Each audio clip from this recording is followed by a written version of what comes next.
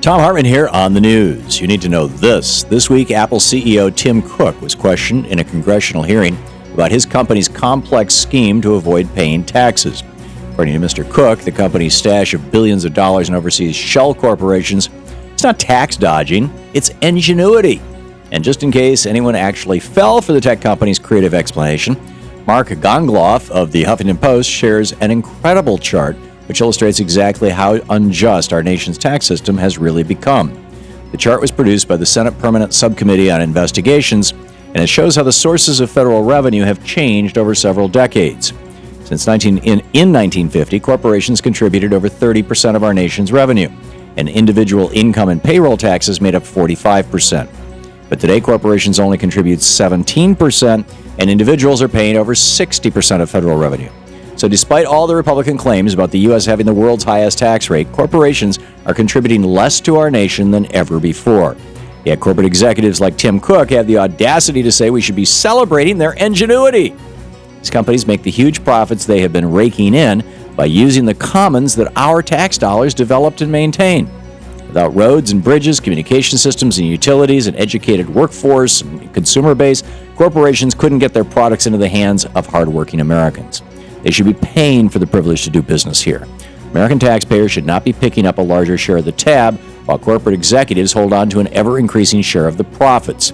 Let's tell companies like Apple that we'll celebrate their ingenuity just as soon as they start paying their fair share. In screwed news, for a third year in a row, the average CEO's salary in the United States has broken records. In 2012, the average CEO made $9.7 million, up from $9.6 million the year before. At the same time, the pay gap between executives and workers has also broken records. The average CEO made more than 350 times the average worker in 2012. Overall, 60% of CEOs got a raise last year, while workers' wages since the recession have fallen when adjusted for inflation. That means that CEOs are making more than ever before, while workers find it more and more difficult to get by. 32 years of Reaganomics has helped the top 1% hoard wealth at the top, while workers have seen their pay stagnate, while prices continue their upward march. And the wealthy have sucked up every bit of the income gains since the 2008 economic crash. The Dodd-Frank Act could address this problem by requiring companies to reveal the income disparity between CEOs and workers, but big business is lobbying to kill that part of the bill. We must demand transparency to keep the wealthy from hoarding an ever larger share of the pie. Call Congress and tell them to enforce the Dodd-Frank Act now. In the best of the rest of the news, Tesla Motors is a roaring success. The electric vehicle maker announced yesterday that they have repaid the $465 million in government investments, and they did so 9 years ahead of schedule. U.S. Energy Secretary Ernest Moniz said Tesla employs more than 3,000 American workers and is living proof of the power of American innovation. The same government program came under attack after the 2011 bankruptcy of solar manufacturer Solyndra. So it'll be interesting to watch and see if the program is now being celebrated after Tesla's success. Tesla is standing up to big oil, the big auto manufacturers, and a swath of Republican lawmakers who refuse to support green energy. Yet through it all, the company has become an example of successful green innovation. In addition to making beautiful cars that that prove electric vehicles can be luxury vehicles, Tesla is changing the face of green technology. We've said all along that environmentally friendly technology isn't just good science, it's good business, and now Tesla is proving that to the world.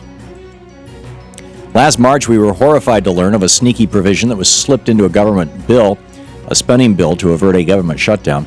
That provision, commonly known as the Monsanto Protection Act, exempts the agriculture giant from liability if and when people are harmed by their genetically altered crops.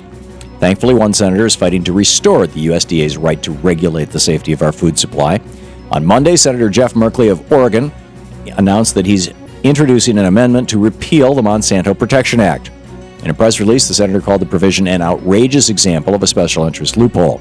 Even before the Monsanto Protection Act was passed, it was extremely difficult for farmers to avoid planting genetically modified seeds, and various crops have been planted before the USDA was even able to assess their safety. We must keep up the fight to get GMOs out of our food supply, but Monsanto shouldn't be off the hook for damages in the meantime. Call your senators today and tell them to support Jeff Merkley's amendment to repeal the Monsanto Protection Act. And finally, every year the right-wing media complains about the so-called war on Christmas. Well, it looks like the town of Ross, Pennsylvania is making the right's fear a reality. The township has ordered one resident to remove his Christmas decorations, which remain up months after the holiday season, or pay a $3,000 fine. Neighbors have complained to town officials, say they want the decorations removed. Year-round Christmas homeowner Robert Ansell says the town is using selective enforcement, and that ain't right. Apparently, town officials do not believe that it can be Christmas all year long, so they don't appreciate Mr. Ansell's never-ending holiday cheer. Keep an eye out for the Fox so-called news report on the anti-Christmas town of Ross. And that's the way it is today, Thursday, May 23rd, 2013. I'm Thom Hartmann on the news.